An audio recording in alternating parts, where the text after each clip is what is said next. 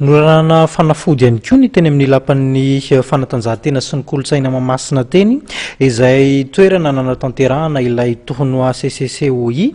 ny herinandro lasa teo tokony foanana mifanindran-dalana amin'izay ihany koa nefa ny hetsika izay sina fitangorongoronan'olona satria dia heverina fa antony iray mampifindra haingana ny aretina pesta izany ny fanazavany avy anivon'ny governementa. Anisan'ireo toerana izay ahiny mariny etsy amin'ny lapan'ny kolontsaina sy ny fanatanjahantena etsy Mahamasina izay napiatrano ny tournoi CCCOI ny herinandro lasa teo taoriny ny fanambarana ofisialy fa maty ny aretina pesta ny mpanazatra ny ekipa CCCOI.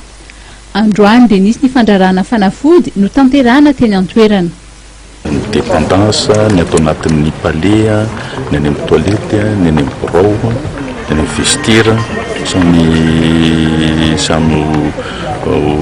tifirina amin'ny produit daholo zany mba ialana izay hoditra aretina zay zany hisoroana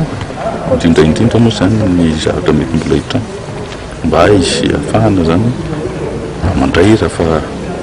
milamina ny toetra raha milafiny ara-pahasalamana verina indray ny lalao sportive zany eto amin'ny palais. Nanamafy ihany koa ny ministry ny fanabeazam-pirenena androany fa tsy tokony ho hisy ny fampisehoana sy ny hetsika famorina vahoaka samihafa. Tokony andraikitra daholo tsika efa mazava zao ny tenen'ny governementa tamin'ny sabotsy aoka ny spectacle rehetra sy tokony andeha famorina vahoaka rehetra